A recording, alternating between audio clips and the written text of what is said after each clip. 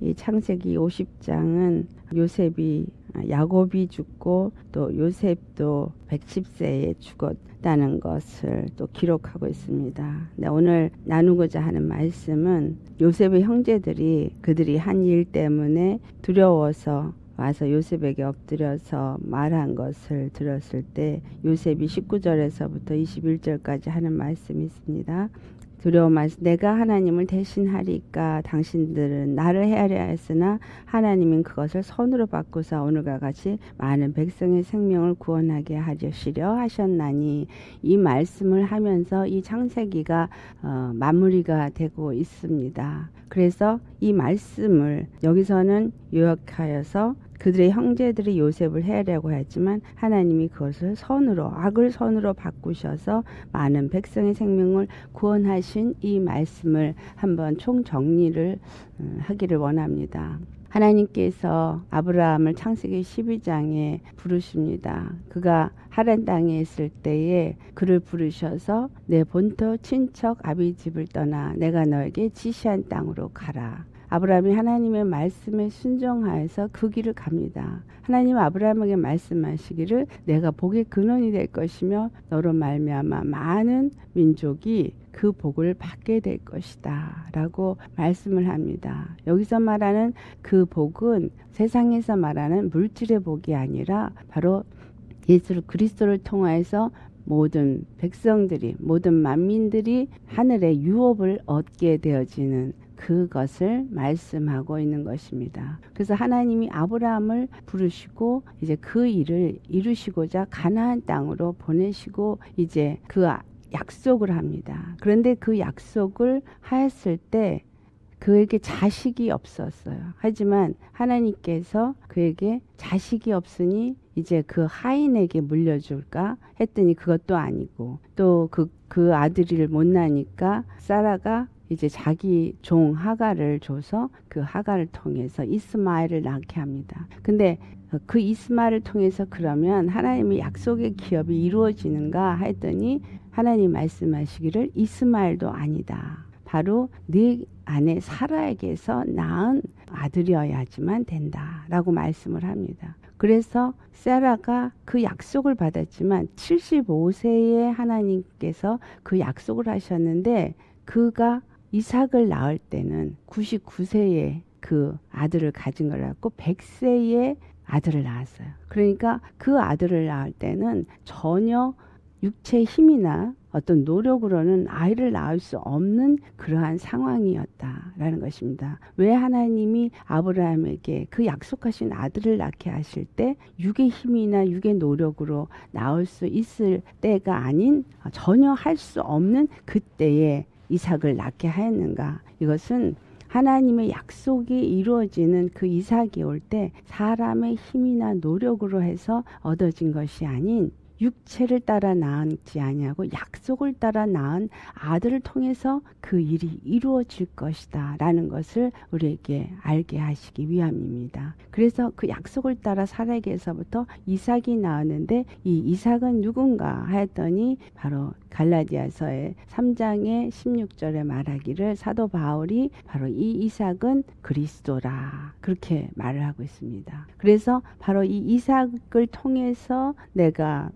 그 약속을 이루시겠다라고 하나님이 약속하신 그 말씀은 그리스도를 통해서 하나님께서 만민을 구원하시겠다 하는 그 약속의 말씀이 있는 것입니다. 그래서 이 창세기에 나타난 사람들 하나하나가 어떤 의미를 주고 있는가 우리는 거기에 더 신약의 영적인 의미를 담고 있는 것을 알 수가 있습니다. 그래서 이삭으로 말미암는 것은 그 이삭을 갈라디아서 4장에 그 이삭과 이스마엘을 표현하기를 그 율법과 복음으로 표현하면서 복음으로 낳은 너희가 바로 약속의 자녀다. 그래서 예수 그리스도 안에서 우리가 복음으로 낳아진 자요 우리가 바로 약속의 자녀다라고 말씀하고 있습니다. 자, 그래서 이삭으로 말미암아서 이제 자녀가 낳아지는데 이삭이 이제 리브가를 얻어서 자식을 둘을 쌍둥이를 낳았는데 첫째가 에서고 둘째가 야곱입니다. 그런데 이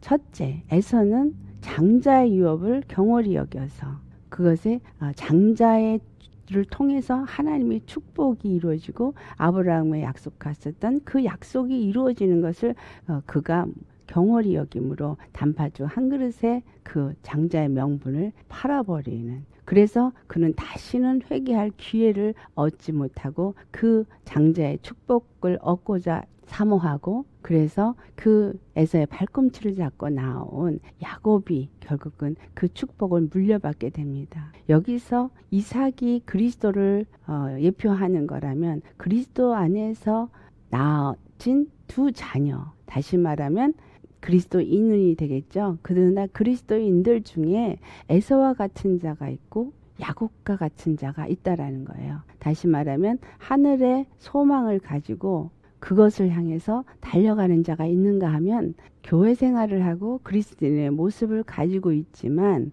그러나 육적인 것을 버리지 못해서 결국은 하나님을 믿는 것 같은 경건의 모양은 하고 있지만 하나님을 버린 자, 그래서 다시는 그에게 회개할 기회를 얻지 못하는 그러한 믿음의 사람이 나온다라는 것입니다. 그래서 그 에서에 대해서 히브리서 12장에 나오고 있기를 그는 음행한 자다, 그리고 망령때 행한 자다, 이렇게 말하고 있어요. 음행을 했다는 얘기는 다른 것을 그 마음에 탐하여서 품은고서 하나 된 것을 말하죠. 그러니까 육체의 것을 버리지 못한 그리스도인을 말하고 있고, 그리고 망령때에 행했다라는 얘기는 그가 하나님을 믿는 그러한 자세를 가졌지만 그에게는 하나님이 없는 우상을 섬기는 그런 자를 말하고 있습니다. 골로새서 3장 5절에는 그러한 탐심을 가진 것은 우상 숭배다라고 말하고 있어요. 그리스도인으로서 우리가 어떠한 믿음의 자세를 가져야 될 것인가를 말하고 있습니다.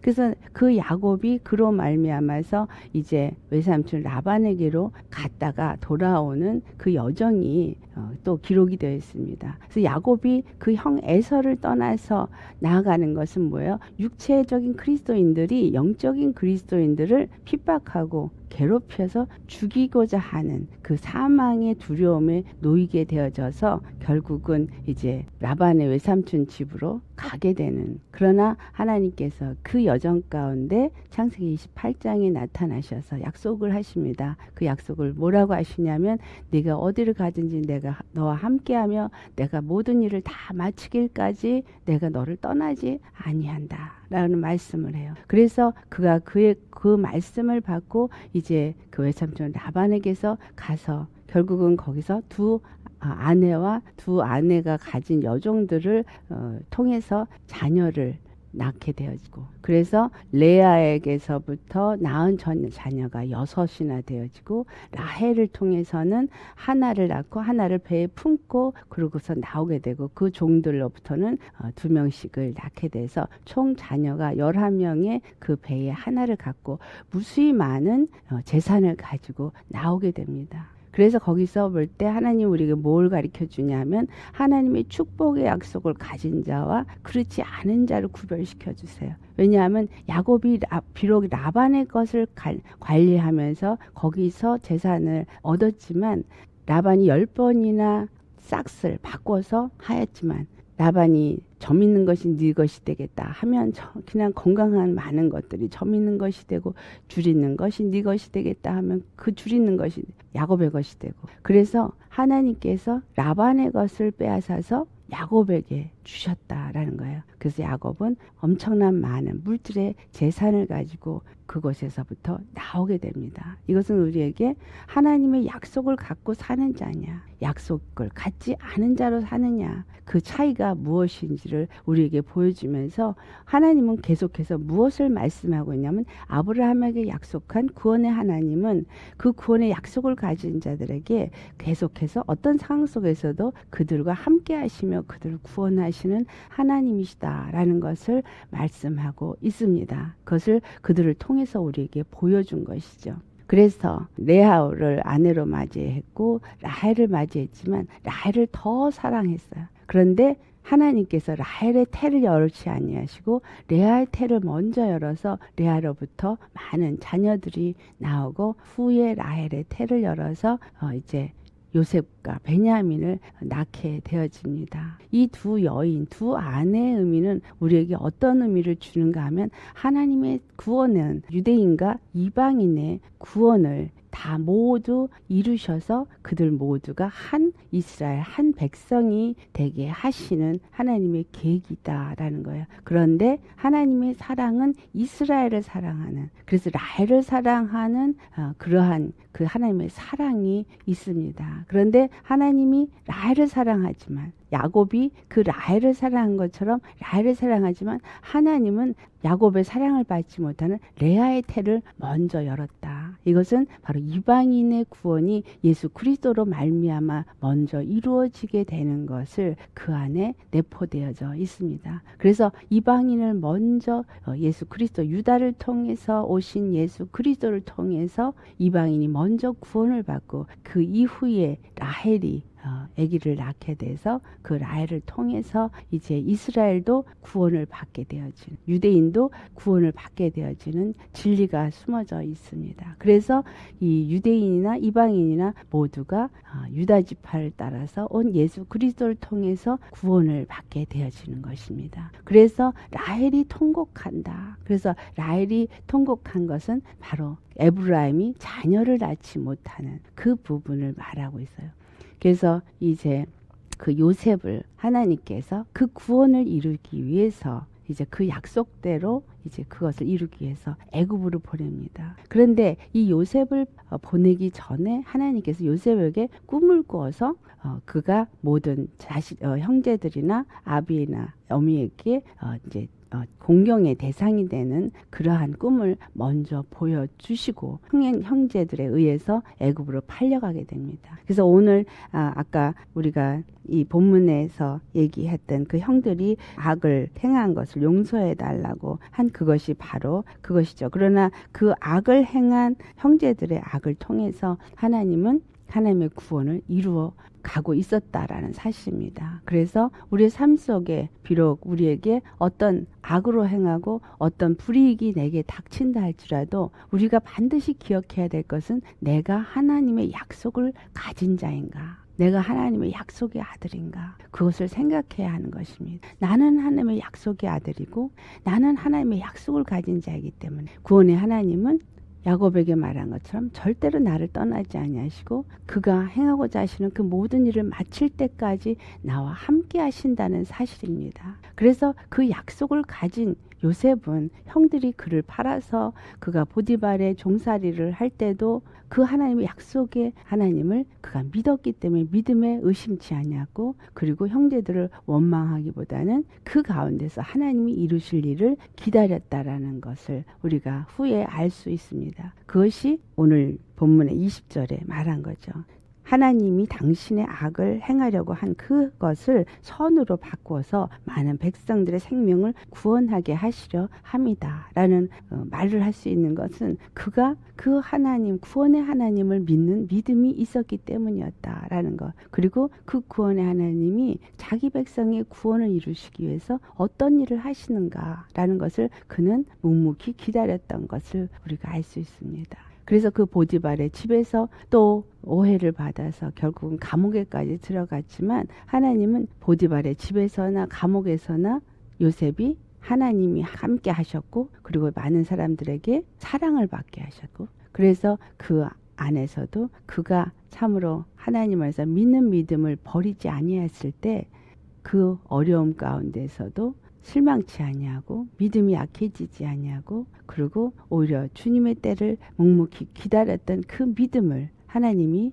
보시고 그 믿음을 통해서 결국은 그를 애굽의 총리로 세우는 역사를 이루십니다. 그래서 그를 애굽의 총리로 세우신 것은 다른 것이 아니라 바로 하나님께서 그 땅에 기근을 해서 많은 자들이 죽게 되어질 것을 이제 위하여서 먼저 그를 그곳에 보내셨던 것을 알게 되고, 꿈을 해명하는 자가 되어져서 결국은 바로의 권세 아래서 그 모든 권세를 가지고 땅을 다스릴 수 있는, 그리고 양식을 나눌 수 있는 자리에 하나님께서 그를 앉히셨다라는 거예요. 그가 그렇게 된 것은 무엇을 통과했기 때문이냐? 그가 확신 믿음이 있음을 하나님께서 먼저 검증하셨고, 그리고 믿음의 안에서 하나님이 이끄시는 일에 얼마만큼 순종하는가, 순종하는 그 순종을 검증하셨고, 그 순종을 통해서 그가 얼마만큼 하나님 앞에 정직하고 진실된 신실한 자인가, 그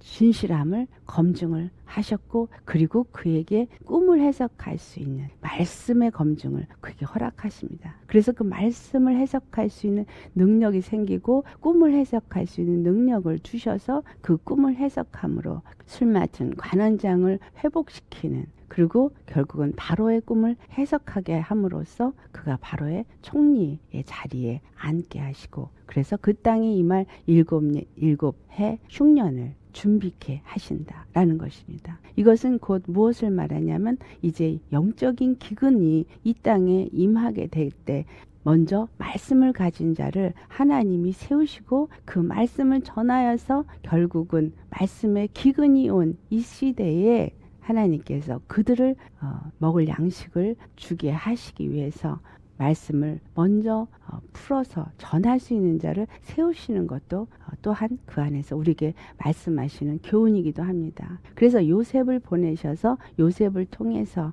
어떠한 일을 하셨냐면, 이스라엘의 그 모든 자식들이 다 애굽 땅으로 들어오게 됩니다. 그래서 야곱이 그것을 두려워할 때 하나님이 다시 한번 또 그에게 기억하게 하는 것은, 아브라함에게 창세기 15장에 말씀하였던 것처럼 이제 네가 너희 후손들이 알지 못하는 땅에 가게 될 것이다. 그러나 그곳에서 내가 반드시 이끌어낼 것이다. 그런 말씀을 한 그 말씀을 다시 한번 야곱에게 합니다. 들어가기를 두려워하지 마라. 내가 반드시 너를 여기서부터 많은 민족이 일어나게 되고, 그리고 나오게 될 거야. 많은 종족들. 그러니까 이스라엘에 들어갈 때는 70명, 자기의 아들들이, 손주들이 70명이 들어갔지만 결국은 거기서 나올 때는 20세 이상이 60만 대군이 나오게 되어지는, 그래서 하나님의 말씀이 약속대로 그 출애굽을 할 때는 많은 종족들이 야곱 한 사람의 자손을 통해서 나오게 된 것을 우리에게 알려주고 있습니다. 그래서 하나님의 구원의 말씀을 미리 먼저 약속하셨고, 미리 예언하셨고, 그리고 그 말씀을 믿고 나아가는 자들에게는 반드시 그 일을 이루신다라는 거예요. 그래서 어제 나온 일이나 영원토록 변치 아니하시는 그 하나님은 약속하신 말씀을 그대로 이루시는 미쁘신 하나님이시다라는 것을 우리는 믿는 자가 되어야 한다는 것입니다. 그래서 그들이 그 애굽의 땅에 들어갈 때 하나님은 그 고센 땅과 그 애굽 땅에, 애굽 안에 고센 땅이지만 구별시켰다라는 거예요. 애굽은 세상을 상징합니다. 자, 이 세상 사람들 가운데 우리가 살고 있지만 하나님이 이스라엘이라는 그 이름을 가진 그 백성들은 고센 땅에 구별시켜서 놔두었고, 그리고 요셉이 그들을 다 양식을 공급했다라는 것입니다. 그래서 이것은 어떻게 보면 요셉이 예수 그리스도를 예표하는 부분이 있어요. 예수 그리스도께서 이 땅에 오셔서 우리 때문에 먼저 핍박을 받으시고 고난을 받으시고, 그리고 십자가에 죽기까지, 그래서 하늘에 오르셔 모든 나라를 다스리고 통치하시는 분이 되셨어요. 그래서 비록 우리가 이 세상 가운데 살아도 예수 그리스도 안에서 우리가 영적인 이스라엘의 백성이 된 자들은 예수 그리스도 안에서 하나님이 모든 필요한 것들을 다 공급해서 먹이신다는 사실이에요. 부족함이 없게 하신다는 것입니다. 그래서 하나님은 그 모든 일을 이루실 때 우리에게 보고자 하심은 무엇이냐면, 약속을 가진 자로서 그 약속을 믿느냐, 믿고 끝까지 그 약속대로 이루실 하나님을 경외하는 믿음을 갖고 있느냐, 그래서 그 예수님 안에 속한 자로서의 삶을 살고 있느냐. 그래서 그 구별된 땅, 이 땅은 뭐예요? 예수 그리스도 안에서 있는 바로 하나님의 나라, 하나님의 땅을 의미합니다. 그래서 우리가 이 땅 가운데 살고 있지만 우리는 구별된 땅에 살고 있다라는 것입니다.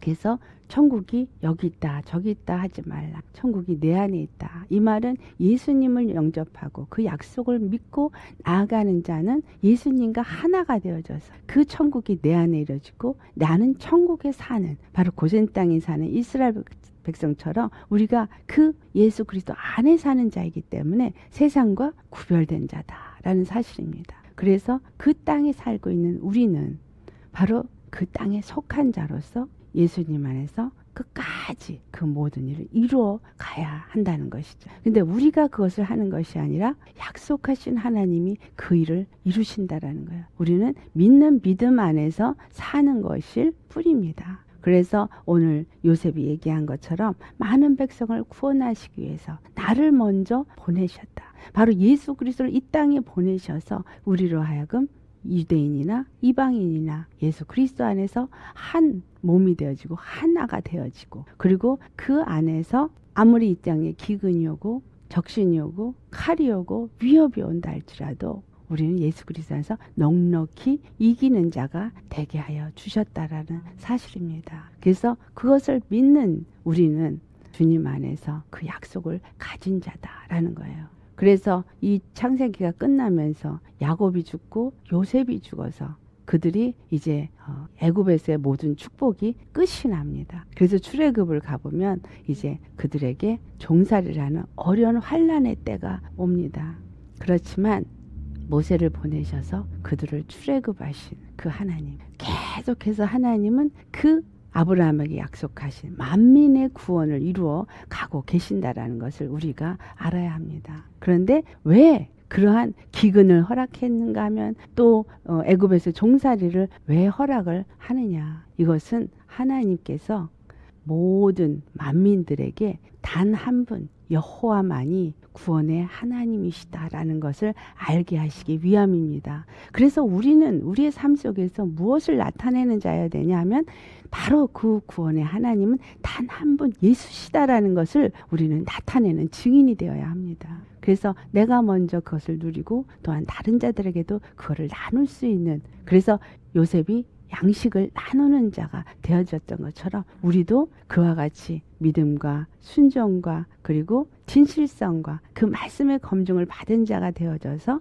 양식을 나눌 수 있는 자. 그래서 굶주려 있는 자들에게, 배고파 굶주리고 심령이 가난하고 애통하는 그런 자들에게 하나님의 말씀을 먹여서 그들도 바로 예수 그리스도께로 돌아와서 예수님 안에서 나와 한 백성 한 나라가 되게 하려는 것이 바로 하나님의 뜻이요, 우리가 이 땅에 지금 살고 있는 이유입니다. 그래서 우리는 예수님이 다시 오실 수 있는 그 길을 위해서 준비시키는 그러한 자로서, 그래서 매일같이 하나님 우리를 준비시키시고 그 약속하신 일을 지금도 이루어 가신다라는 것을 아시고 그 어떤 것에도 실망치 아니고 넘어지지 아니하고 넉넉히 이기는 승리자 되시기를 예수님으로 축원합니다. 아멘.